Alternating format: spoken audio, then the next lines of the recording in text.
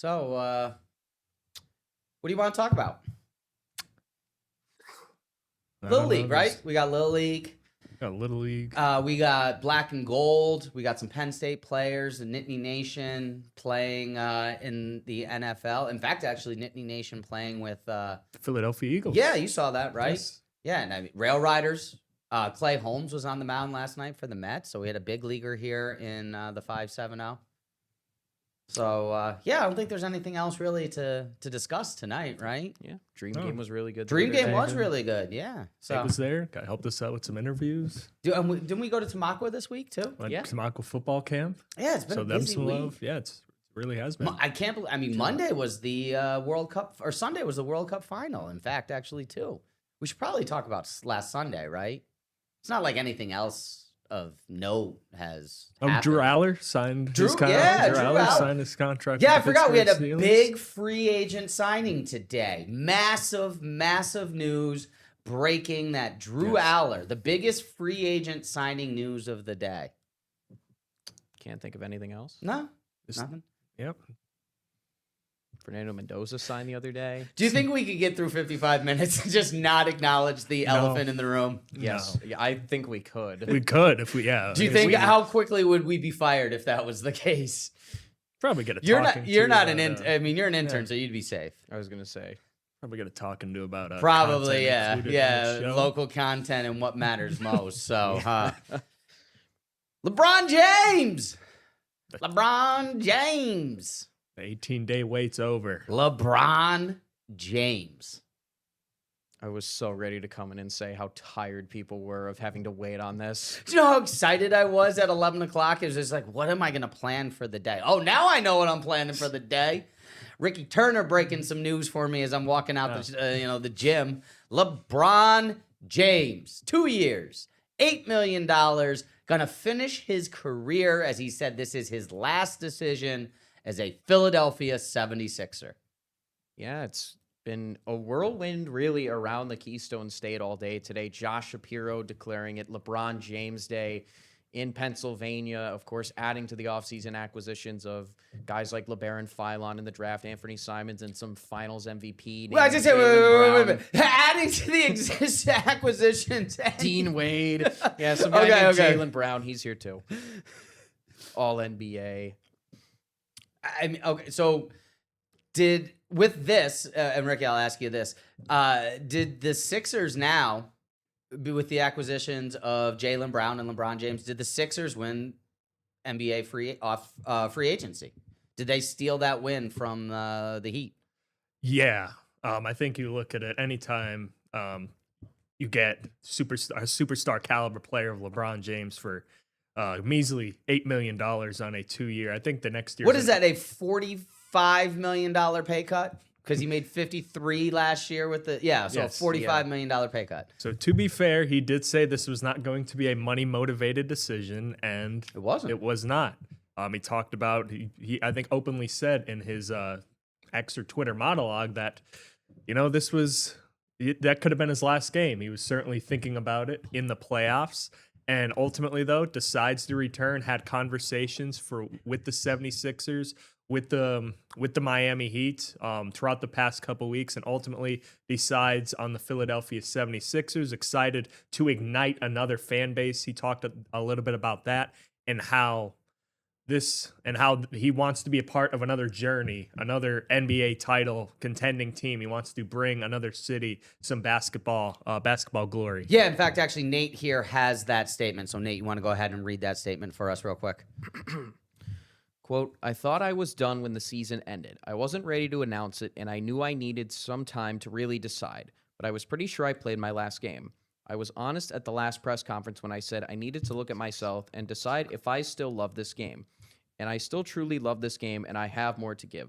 The last few weeks have been really special.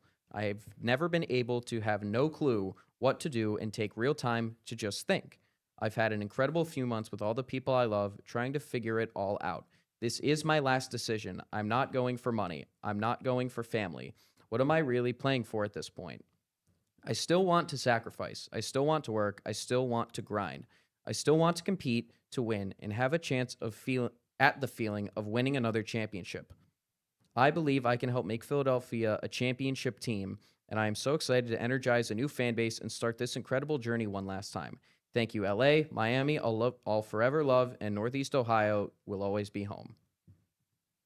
Yeah. And that basically encompasses, I think, what went into this decision. Obviously, thanking the fan bases that have embraced him before, most recently the Lakers, and he's ready for the grind. And Sixers, you have to think right now, are going to be the odds-on favorite going forward. So we'll ultimately, again, see what happens with this. But Sixers now easily, I think, have the best starting five in the NBA. Yeah, absolutely. And when you break down that statement that he made, as I'm looking at it here real quick, and he mentions, this is my last decision. I'm not going for money. I think that's Miami, because Miami could have given him double what either Philly or Cleveland could have given him. Miami had more money than any other team. I think they could have offered him like 16 or 17 million a season. I'm not going for family. I'm guessing that has to be Cleveland. That could have also been Miami. Because there were family, there were reports that his wife Savannah James wanted to go down south, or even that could have been towards the Warriors staying out West Coast because his daughter's growing up there. Okay, I mean, but that said, okay, so I'm not going for family. Cleveland, you could say the other one, but I do think the money would have been the Miami. I think family, you're right, probably Golden State or Cleveland or the Clippers. No, I'm just kidding. Oh, the Clippers. But what am I going for? He's going for the challenge. He's trying to win another championship in another city. And at 40, would be 42 years old. And as much as you want to, I do think pairing with Bam and pairing with Giannis is the best big three of the group, especially when you combine that with the fact that Eric Spoelstra would be the coach. I do think that would have been the best big three of the group. But yeah, when you add him into a starting lineup of Maxey, Brown, Edgecombe, and hopefully a healthy Joel Embiid. And I think one of the big things that to be hopeful with in this is that as LeBron has stayed healthy for most of his career and is 42 years old and still averaging something like 28, 29 minutes a game, averaging 21 points a game, averaging 7 rebounds a game, that some of those, whatever it takes, whatever LeBron's doing for his body can rub off on Joel Embiid, and maybe this can be the healthiest season that Embiid has because he's learning from LeBron, eating like LeBron, working with LeBron's trainer. I don't know what it is. I'm not asking him to get on the TB12 method or anything like that, but certainly we've seen that LeBron is durable, that even at age 41, he plays harder than some of the 24-year-olds in the league. So I think when you pair that is by far the best starting five, arguably. And I'm not being a homer. Stop being a homer, Bo. I'm not being a homer when I say this. But the Knicks are still the defending champions, and they didn't lose a single person off their starting five.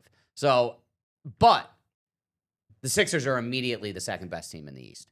Immediately the second best team in the East. I agree. This feels like a perfect basketball sides marriage for both sides. When you look at what the Sixers needed, they needed somebody who could really fill in at that 4 spot. They brought in Dean Wade, who hasn't necessarily been trusted with that kind of role in his career yet, has dealt with injury issues. But now you're in a position where one of the biggest problems the Sixers have had is in the regular season, they're bound to lose back-to-backs. They had the most back-to-backs in the NBA last year, and when you're relying only on Joel Embiid, you could see why that would be a problem. Okay, well, the only thing that I'll say to that is that the NBA schedule isn't out yet, and the NBA schedule was 100% being held upon by LeBron James. Yeah. So I don't know how many back-to-backs Philly may have because, again, Adam Silver said we are waiting on releasing the schedule until where LeBron goes. So last year they led the league in back-to-back. I know, I understand that, and I'm not saying that they don't. Gotcha. I'm just saying that at this point in time,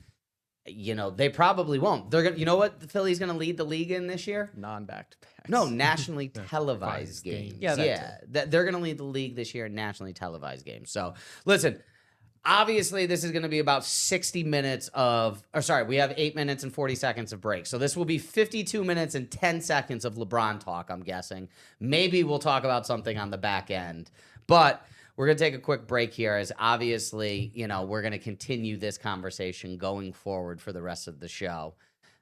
I don't know. You guys want to talk about something else? Because I'm happy to talk about something else, but I don't know if we're going to be able to here. So don't go anywhere. We will be right back here on WBRE, WYOU 2822 Sports Night on the CTV Now app.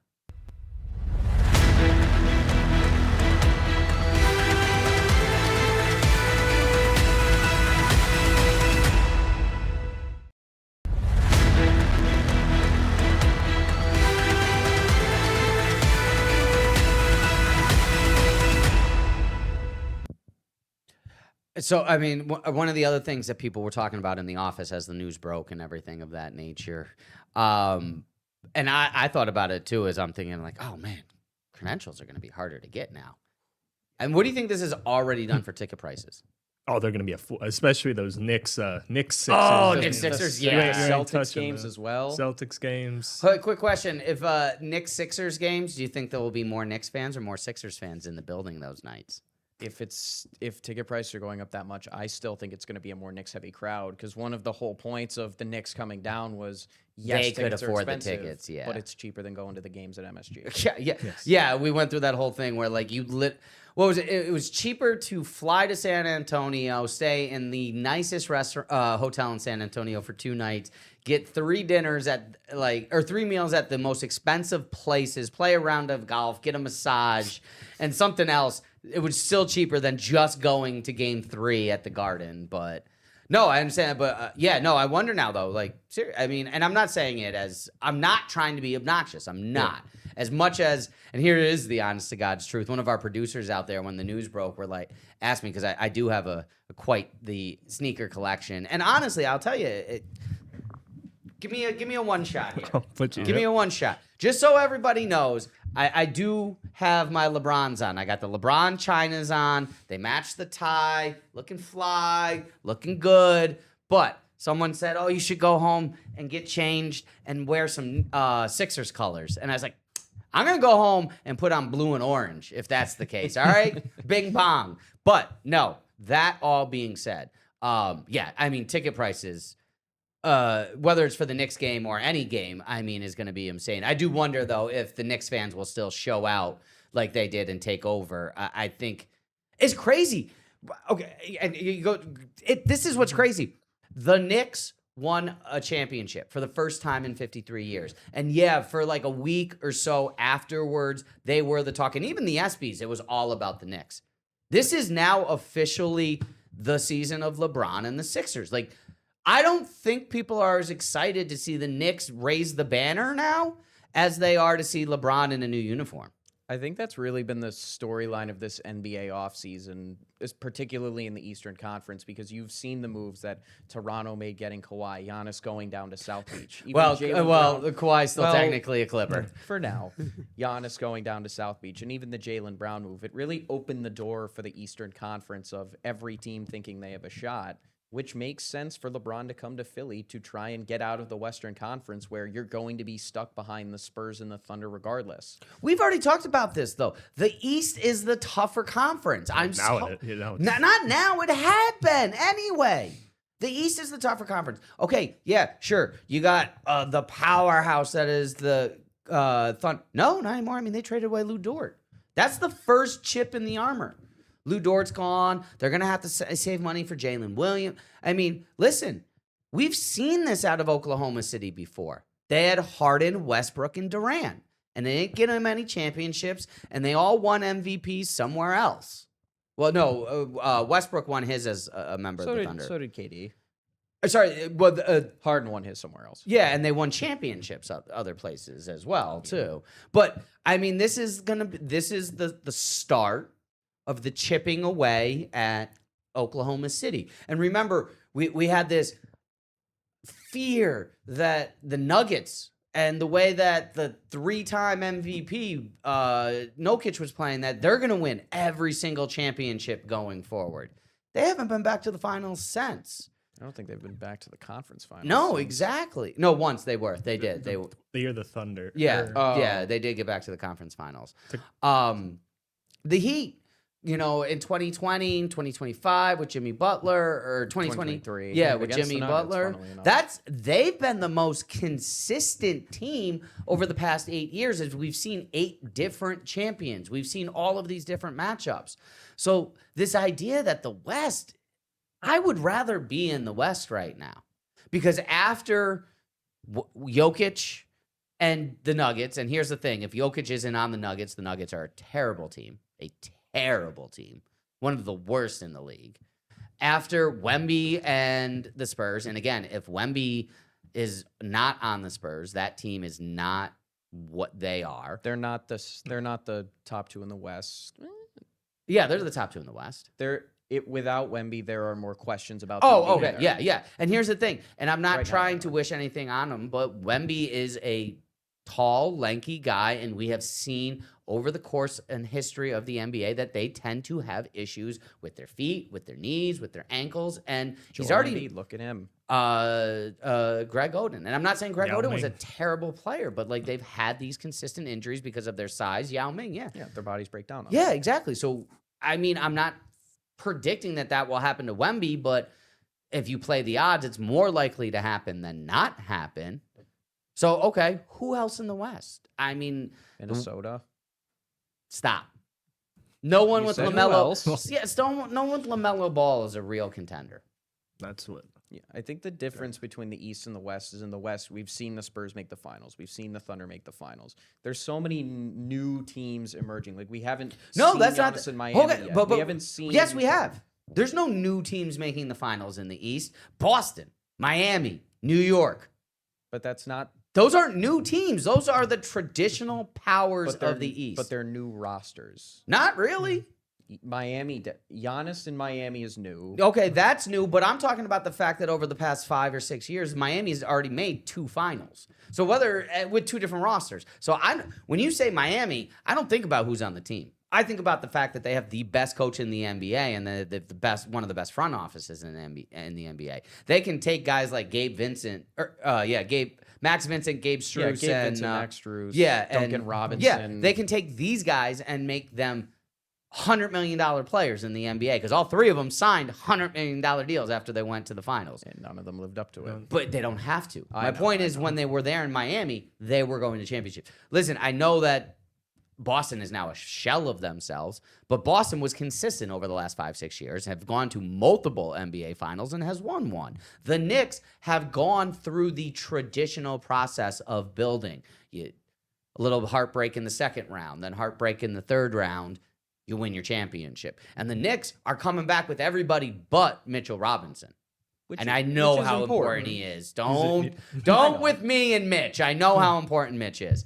That being said, Mitch is on the Celtics. I bet you he brings something to the Celtics. Well, Brings they the rim needed protection that they needed. Yeah, they needed rim protection. That was the biggest issue against Joel Embiid, is they didn't, outside of Neemias Queta, didn't have anyone to guard Joel Embiid. No, The he Sixers made a now have the best starting lineup in the East and probably in all of basketball. You still have a very deep and experienced Indiana team that should be better if Tyrese Halliburton is back to his former self. And as well, you'll have the Pistons, who just won Pistons. 60 Yeah, I games. was just going to say, thank you so much. The Pistons, who were the number 1 seed, and Cunningham is only getting better as a player. I mean, every year. He wasn't an MVP candidate. I mean, he's likely He's an all-NBA caliber. he's likely going to be in the top 5 for MVP voting going forward. Who knows what the Cavs do now? They just made the conference finals. But they're obviously likely going to bring back James Harden now. Yeah. I think that is for sure what happens Yeah, next. they're gonna run it back with the same starting 5 probably. So's Detroit, which makes me worried about them. Not in a good way either. Well, there's still, I They're think, gonna the pick- lingering question with Jalen. Jalen Duren still has not signed. Yeah, And that's there's, DeAndre Ayton 2.0. So, but all of that said, I mean, we just listed at least 4 or 5 other teams in the East than the West. So this whole thing that LeBron needed to get out of the West is crazy to me. But with him coming to the East, with him coming to Philadelphia, Philadelphia is now the two seed in the East, in my opinion. Yeah, they should be. I mean, you're looking at a roster that has traditionally struggled in the regular season because Embiid misses games. Now, Embiid doesn't need to play that much because you'll always have Maxey and Jaylen Brown, and even if they miss time, you'll have LeBron, and you'll have that rotation of guys that are able to carry a load on a night. So there's never going to be a night where the Sixers are out of a game. Here's the thing, and this is what's crazy, and this is probably the best thing that could happen to Embiid, and Ricky, tell me if I'm wrong here on this. It's not his team anymore, and it's not Maxey's team anymore, and it's not Edgecombe's, and it doesn't need to be Jaylen Brown's team yet. This is LeBron's team now. He immediately walks in, and it's LeBron's team. He will be the guy who has to do the interviews afterwards. He will be the face of the team. He will, even if he's not, he doesn't have to be the star on the team. I think Maxey probably has to be the leading scorer. I was going to say, I think Jaylen Brown needs to be Jaylen Brown likely needs to be the ball handler, the primary ball handler. I think that Maxey probably is your leading scorer, but this is LeBron James's team. Well, that's also what makes this interesting situation in Philadelphia here is part of Jaylen Brown wanting out of the Celtics is that he wasn't viewed as the 1A, and now goes to the Sixers, teams up with Maxey, and now they sign LeBron. So again, it should work out, but it's just interesting that Brown left Boston because of the fact that he wasn't the 1A and goes to the ultimately goes to the Sixers where they sign LeBron. He's going to be the 5th highest scorer on some games. Yeah, but I think the difference in that though is that he's not the 1A or whatever you want to. But this isn't, we're building the team around LeBron. This is LeBron's retirement party. So I think ultimately Jaylen Brown is your one in the long term with Maxey and Edgecombe as your 1A, 1B. But your superstars are going to be LeBron and not even Embiid anymore. I think Embiid is Embiid. Yeah. But no, it still can be Embiid. Embiid will have games. It shouldn't be Embiid every night. No. But when I say your superstars, I mean they're the ones that you're going to see on SportsCenter, the ones that are going to have the press conference, the ones that are going to be the scrum around afterwards, the ones that afterwards, when Joel Embiid is dealing with Bell's palsy, doesn't need to go out and be the face of the organization. That's the stuff that no longer needs to rest on Joel Embiid's shoulders, and that should help him when it comes to hopefully the mental aspect that caused some of these issues over the past however many years. That being said, dude's still an MVP, a former MVP. He still needs to be a big part of the offense, and I think a pick and pop with Embiid and LeBron is pretty dangerous. I see LeBron as more of the primary facilitator because he's of your what we point talked forward. about. Yeah, because a lot of these guys like Maxey, Embiid, and Jaylen Brown especially need the ball in their hands to be successful. So LeBron is probably going to have to take a similar-ish role to what he had with the Lakers, where he takes a step back. Where they played the best and got all the way up to the 3 seed. Exactly. Yeah, I mean, listen, LeBron of all of the people on the team, even at 41, I still think LeBron might be the most talented person on the roster. I don't disagree with that. I think Maxey's maybe a season away. Yeah. But right now, I still think LeBron is the most talented. Like, if we're going to list the, 1 through 10, are we doing that when we come back? Top 10 players in the NBA. Where keep going. Okay. When we come back, where does LeBron sit on the top 10 players in the NBA? As you can tell, it's July. It's the off season, folks. We'll be right back here on 28-22 Sports Night.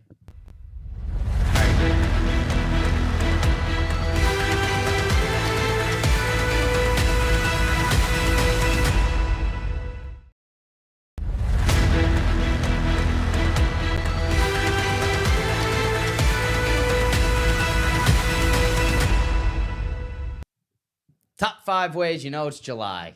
Thank you, LeBron, for the Friday news dump. Oh my God, thank you, LeBron. Can we all thank LeBron? We're 6 days away from high school football, trying to fill content, and LeBron says, hey, here's a free day for you. Here's the middle spot on your bingo card. I'll give you Friday. Probably give you Monday. I mean, we're still going to be talking about this on Monday. There's no doubt. There's going to be the introductory press conference. There's going to be he's not doing a Jersey. press conference with where he was going, I thought. Oh, okay. No, I didn't So, think they'll have one. He just won't be there. they're gonna have to get the jersey out. Is he wearing 23? Have they announced that? Tyrese Martin might have something to say about that.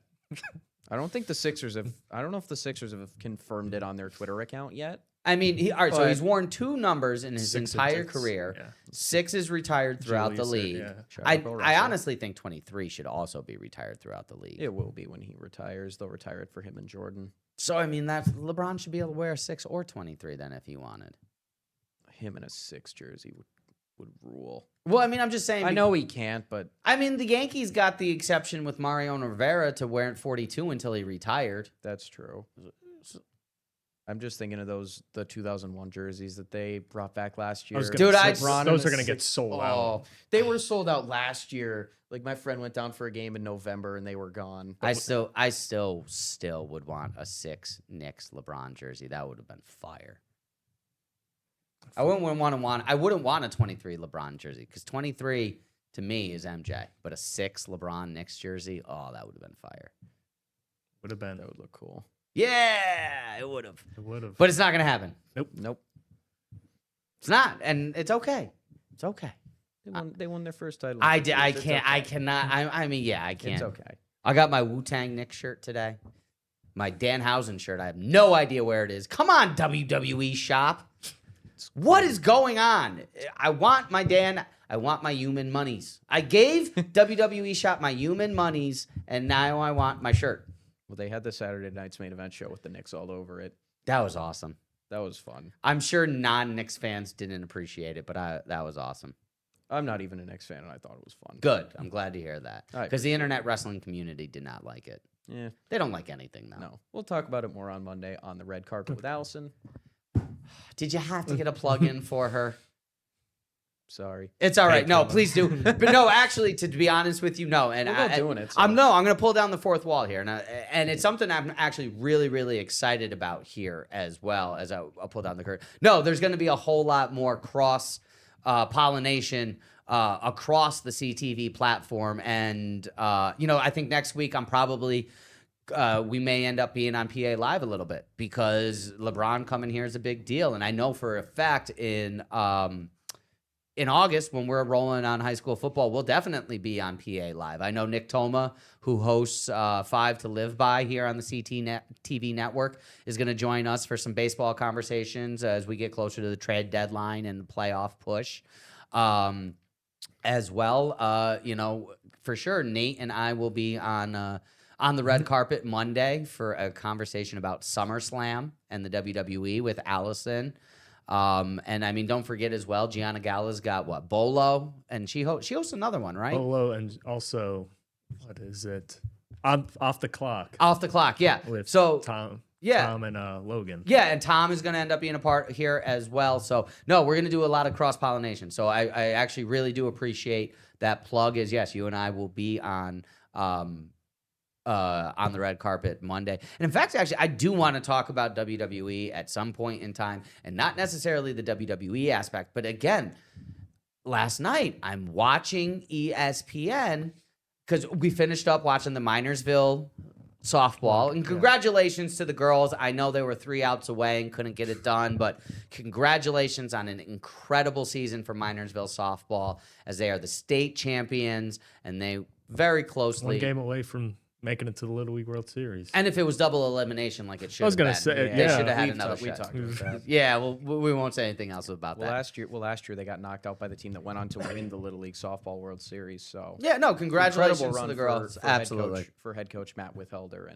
and company down there in Minersville. Yeah, absolutely. And, well, I'm sure we'll be able to get a conversation with him shortly. Hopefully next week as they get back. We're working on getting that for you as well.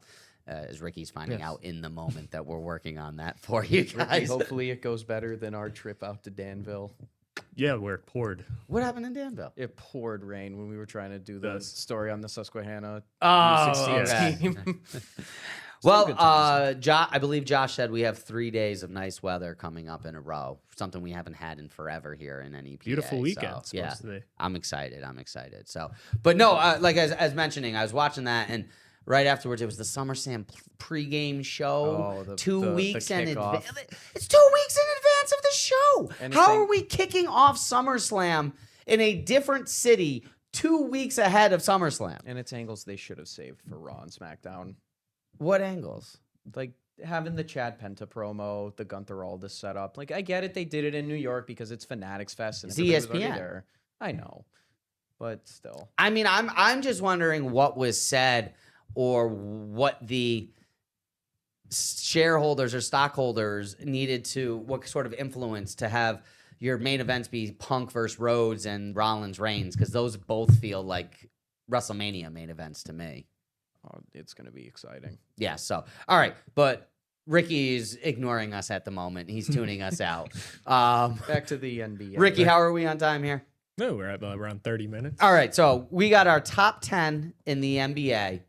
You let us know if you agree with us or not. Let us know in the comments as you're here watching on Facebook Live, watching on YouTube Live. But, all right, so this is not unanimous, and I will say this in advance. Nope.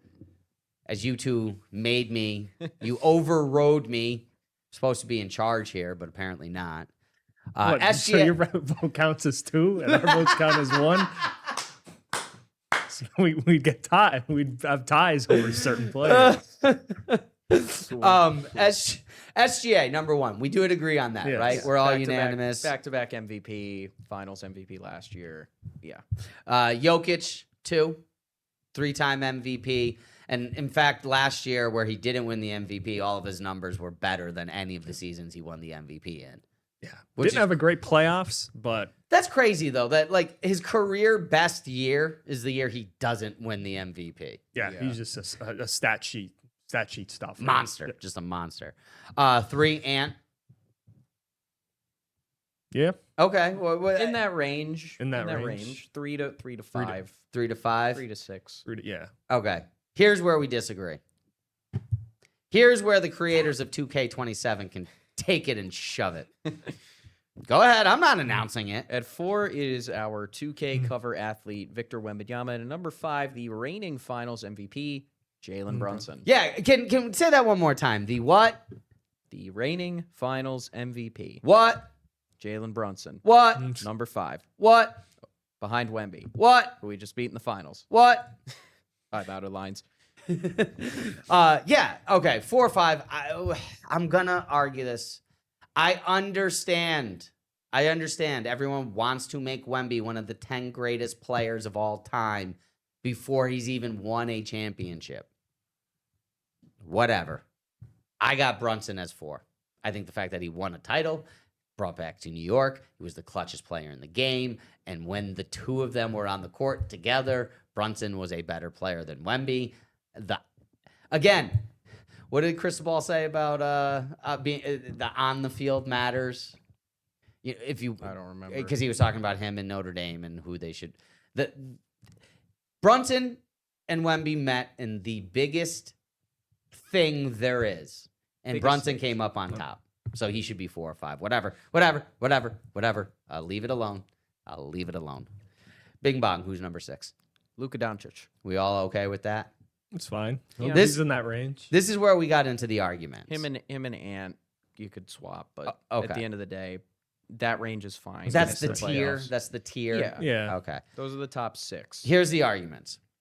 And the more I think about this, Giannis at 7, I'm okay with. Yeah. Giannis at 7 is fine. He had a good year last year, and Just I don't got think hurt. I don't know how much he was hurt at the end, and how much it Well- was just the Bucks. Let's not. Well, he wanted. So He wanted to play. He Yeah. wanted Yeah. to play. Yeah, so that's what I'm saying. They said no. I'm okay with Giannis at Also, 7. extremely consistent. You typically know what you're going to get out of him on a night-to-night basis. Another multiple-time MVP, Finals MVP. Okay, this is where the disagreement happens. Yes. Because at 8, I still have LeBron.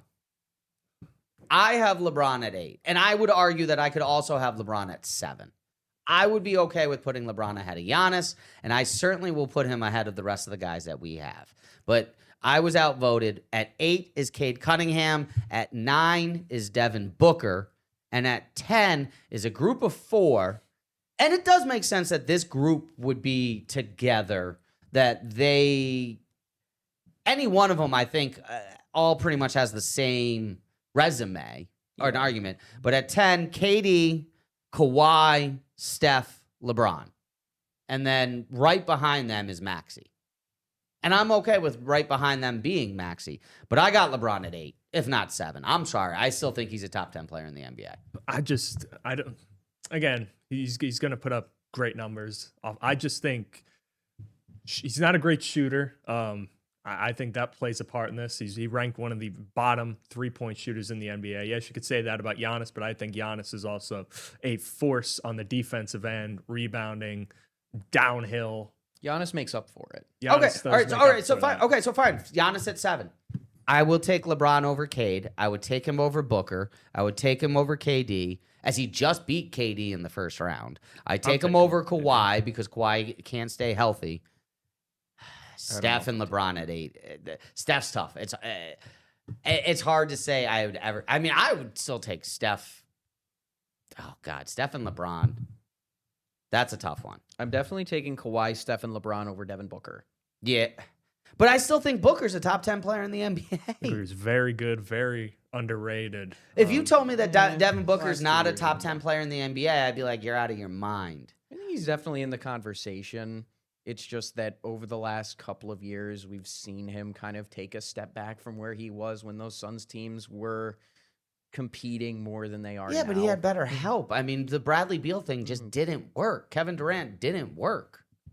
Yeah, that's fair. So, all right, we're going to continue this conversation in just a second. We're going to get one more break in here. WBRE, WYOU 2822 Sports Night here exclusively on the CTV Now app. Download it. Amazon, Apple, Roku.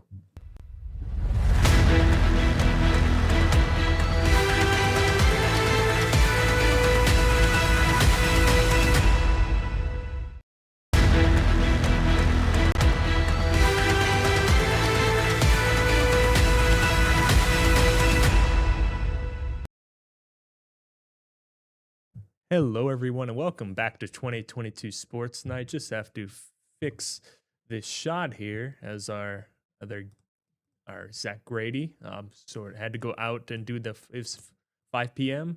something like that, 5 p.m. live hit. Yeah, So live hit. There we go. Yeah, Okay. there we go. I had to get Nate back on the screen here as we had to switch around our 2 shot here a little bit. But yeah, it's been LeBron NBA centric episode. Just talked a little bit about our top 10 list. I think there's a lot of varying factors that go into it.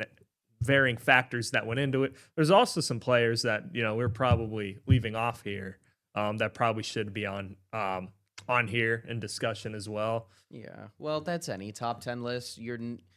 If there's one thing you can learn from the internet, you are never going to make a top 10 list that everybody is happy with, because everybody values different things in their top 10. Some people want scoring. Some people prefer the accolades. Some people prefer if you could build a franchise around them right now. So it really just depends. Like even somebody like Jaylen Brown and Jason Tatum. Well, that's what I was. Those two, I think, were noticeably omitted there. Yeah, Jaylen Brown was all NBA second team, not even in the discussion. Yeah, and again, you could argue he's up there, if not better than Tyrese Maxey. I think all around, offensively, I think I probably still take Maxey. I think Maxey can do a number of things. I still don't. Jaylen Brown, to my liking, is a little bit too inconsistent offensively at times, especially with the 3 ball. Yeah. But defensively just makes up for it. I think he's a really, really good defender. Gets into his role really well, and is probably one of the more underrated guys going downhill. He could put it on some guys' heads, despite not being seemingly as athletic. Yeah, and he'll have more opportunities to do that at the 3 this year, because I don't think he'll be asked to be the 2 with VJ Edgecombe in tow. And for the analytics people that were like, oh, he's the 7th best option on the team, he might be the 5th best option on this team at some point. So they might get their wish. They might get their wish, but that's ridiculous. Again, when you're on some nights he just won't have it. Yeah, he probably will be the 5th best starter out there. Will it happen consistently? No, probably not, because Jaylen Brown, I think we all recognize, is an uber talented player, and there's a reason that Philadelphia wanted to pair him with Tyrese Maxey and Joel Embiid, and now LeBron James at the time. But for me, the discussion, again, I love LeBron. I think LeBron is a outstanding player. He's an offensive hub. You can, he can be a distributor. He can be a guy going downhill. He's added a nice fadeaway jumper to his game. The guy, for my liking, falls in love with the three ball a little bit too often, and he's not very good at it. Yeah, that's going to be the interesting point for this Sixers team, because the big questions coming out of this are the backup center position, and which they can't really address all that much now. No, you really That can't. feels like a deadline thing if they get there. Yeah, Bona, a dem. Oh, a Dembona. Oh boy. But we're not gonna get into that. We don't have time. But the big question about the Sixers team is the three-point shooting. VJ Edgecombe, that was his concern coming out of college. Joel Embiid, his health and availability, whether or not he'll even be able to make an impact is a question in and of itself. Jaylen Brown, LeBron, and Maxey are not traditional three-point shooters. Jaylen Brown is much more of a have the ball in his hands, take a mid-range two.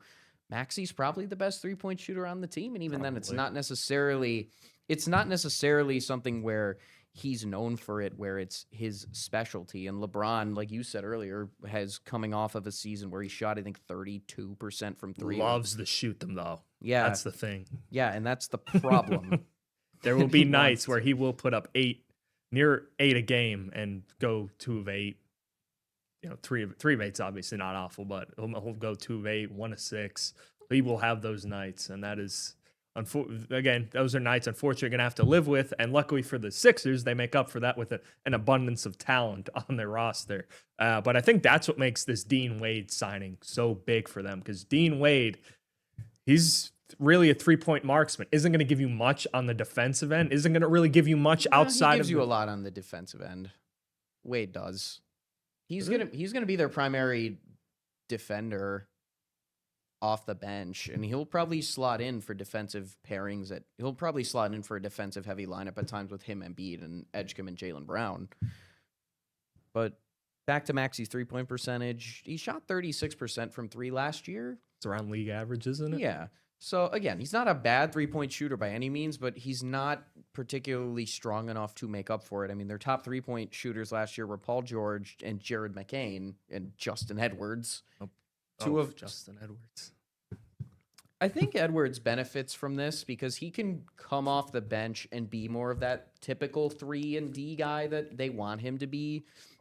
You're not asking him to do a lot offensively because LeBaron Philon, Anthony Simons can score the ball just fine. Edwards is going to be tasked with being one of their better defenders off the bench. Yes, him and Dean Wade and Ariel Hawkporty as well. So I like where they're at from a bench. No Johnny Broom? I don't think Janai Broom might not be on the roster opening night. Dang it. Auburn legend. Yeah, he was good in the summer league. He was. But again, it's the summer league. So that's the other point with this Sixers team. This is probably the best bench they've had of the Embiid era because we've talked about all these guys. Dominic Barlow, I liked his playoff I totally minutes. forgot about. Yes, Dominic Barlow gave them some valuable minutes in the playoffs, but I think his play was also highly regarded, at least in the early part there of the regular season for the 76ers as well. Yeah, and that's sort of the thing. The Sixers team is built to withstand injuries that they weren't able to withstand previously. Paul George played pretty well, but also had a knee injury his first year, missed 25 games with a suspension, and was hurt for times before that. Now, if Maxey needs to miss time because his hand is banged up, Jaylen Brown and LeBron can win games. Jaylen Brown won over 50 games on a Celtics team where he was the main guy, and he will have a stronger cast around him with Tyrese Maxey and Embiid and LeBron. So you're not worried about having to play guys because you'll fall to 4th or 5th in the standings. Now you have the roster to where if just 2 of the 4 are healthy on a given night, this can still be a top 2, top 3 team in the Eastern Conference.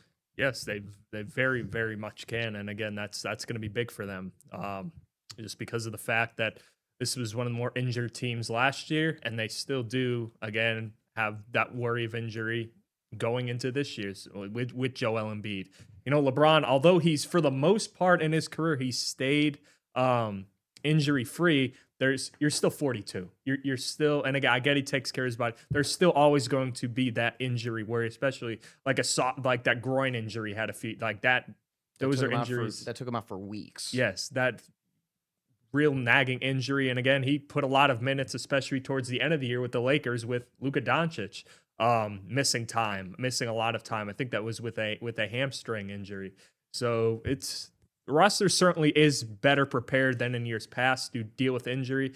And I guess maybe not so much at the center position, because I think you're still going from Joel Embiid to a Dem Bonus, still going to be a real downgrade. But as you Ariel mentioned, Huckabee, I guess. or him, but yeah, even he's then, never been tested as a true backup NBA big who's Yeah. going to need to start at times. yeah. So we're gonna again ultimately see what this lineup is made of. But again, they've got Maxey, they've got Brown, they've got LeBron, they've got VJ Edgecombe. They've got a lot of guys that if injury does happen, and it probably will strike one or two players on this team, they're built to better withstand it than they have been in years past. Yeah. The biggest difference is that you're not penciling in automatic losses on a back-to-back. Whereas in the Embiid era, that's been a very common occurrence because he's not playing. Jaylen Brown won 56 games last year with the Celtics. Tyrese Maxey can carry a team. Joel Embiid is going to play. And now you can manage those guys, and this is really going to make NBA people mad. This is a team that can be load managed and still be incredibly successful because of the depth of star power that they have. Yes, and Jaylen Brown, talking about availability, he has played at least 63 games in each of his last 5 seasons. So he played 71 he's played 70 plus in 2 of the last 3. So this is a guy that has stayed relatively healthy, a guy that probably will be on the floor for most cases in back-to-backs. But for players like LeBron, for players like Embiid, they're going to get a chance to be able to rest those guys. And as you mentioned, not having to, pencil in, okay, that's a loss. And, we'll see ultimately, again, what the schedule looks like. But they do have some depth. They do have guys that are able to step up and withstand some of those back-to-back concerns. But that's going to do it for this segment here at 2022 Sports Night. We'll see if we'll continue with LeBron talk or we'll move on to something else here in the break, as we've got about 4 or 5 minutes remaining. So everyone stay tuned, and we got 5 more minutes left in show, and we'll decide if it's LeBron or if we're going to move on to something else.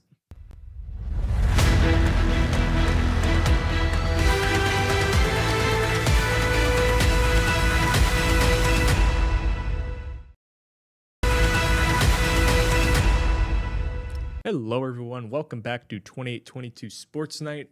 I'm your executive producer, Ricky Turner. Next to me, Nate Johns, 2822 Sports intern. And the ruling is in. We will stay with LeBron, but this time we will discuss what it means for the teams that were in the running but did not get LeBron. I guess we'll start in the Eastern Conference here. Who do you want, Cleveland or Miami first? Why don't we start with Miami? They're the ones that fired an intern over posting a press conference that wasn't going to happen. That's fair. Yeah, for them, I mean, this certainly, they were really lacking on depth as is. I know Pat Riley was really keen on trying to bring in LeBron, but that will not be the case for the Miami Heat, as they're now going to have to run with the big 2 of Giannis, Bam, and I think Andrew Wiggins is probably right now their 3rd best player, because Norman Powell is also gone as well. Yeah, this feels like a team that's going to have to pivot towards the buyout market. I know DeMar DeRozan is somebody that's going to pick up a lot of interest. And that's a fit, and I know Zach has sung his praises and probably will be a fit for this Miami Heat team if they choose. Yeah, it would have been a similar-ish, what does the spacing look like? What's the shooting look like? That it is with the Sixers.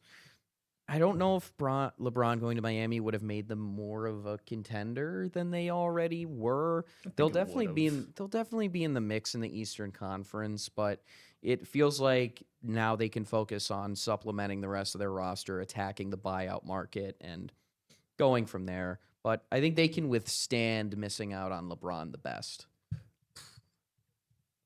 I don't know. I wouldn't call it the best, because I still look at that roster and I think it's really, really, really thin outside of, I guess, center. You have Bam and Bobby Portis, because that's shooting guard. You have Tim Hardaway, and you lost Tyler Hero, and they really don't, as of right now, don't really have much intriguing talent on that roster outside of Giannis, Bam.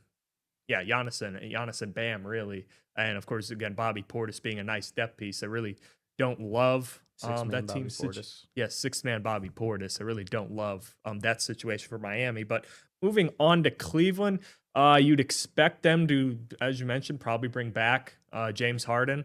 And they're going to return a very similar starting five, probably Harden, Mitchell. Do they slot in Jalen Tyson at that small forward, Evan Mobley, and Jared Allen? Max Strus currently penciled in to start. There were rumors that he might be on the way out if LeBron came in. But it feels like the Cavs are very much just going to try and run back the same team that they had from last year. Maybe add somebody in for depth in the front court. You do have Jared Allen and Thomas Bryant and Evan Mobley at the four, but you lose Dean Wade. You lose Dean Wade, who was underratedly important for them, not offensively, but somebody who had his role and was very good on defense. But it feels like the Cavs, for the most part, are just ready to run back the same roster they had. They went to the Eastern Conference Finals and were up 30 points in Game 1. What happened after that, they would rather not discuss because analytically they were 2-0. That's a big concern with them. And of course, again, James Harden. Can you win with James Harden? That's always a big concern. Donovan Mitchell, arguably one of the best shooting guards in the NBA, but there's always the concern in the playoffs. What do you do with Evan Mobley and Jared Allen? And I think that is still going to be an area you look at and be like, these are two really, really good players, but outside of their role, I don't think they're like playoff risers, and they're not guys who are going to excel in elevating their team in the postseason. And I think that's what the Cavs are kind of betting on at this point. They're betting on those guys taking the next step. I guess particularly Evan Mobley, probably. This feels like the last chance for this Cavs team to take that next step. Otherwise, changes will be made next year. LeBron would have been a nice story, but that's just another team where the spacing is going to be an issue. And LeBron also needs the ball in his hands. Donovan Mitchell needs the ball in his hands. James Harden needs the ball in his hands. So would have been an interesting fit. Would have been a nice narrative. But at the end, the Sixers just make the most sense. And then how much time do we have to talk about the Warriors? We could briefly touch on them. They go in, and of course you have Steph. Probably going to bring back Draymond, if I would imagine. Jimmy Butler, who knows if he's going to play. They're really, talk about stretched thin. They bring in Yaxel Lendenborg, so I guess that's a plus for them. They brought back Kristaps Porzingis, but this is a really injury-prone lineup, if I do say so myself. Yeah, it's a little disappointing that we're not going to get the retirement home, the unction like the Clippers tried to do a couple years ago, but in the end, I don't think this changes that much for them. They never really thought they were seriously in on LeBron. It would have been a nice story, I guess, to him play alongside with Steph. But the Warriors, I feel like they kind of knew they weren't going to get him, so they can now move on and see if they can go on one last ride with Curry, and Draymond Green. Yeah, and again, we'll see what happens, but obviously ceiling's not high, and especially, I know it's a weaker Western Conference, but still, the team is very old, very injury prone, and I think depth and young assets are still a very big concern for this Golden State Warriors team. But that's going to do it for this episode of 2022 Sports Night. I'm your executive producer, Ricky Turner, here with Nate Johns, Zach Grady, who is doing a little live hit. But everyone stay tuned. We'll be back Monday to probably continue more of this conversation, as well as get into more of the NFL world. As the Pittsburgh Steelers report for training camp next week, along with the Philadelphia Eagles. So everyone have a great night, and we'll see you next week.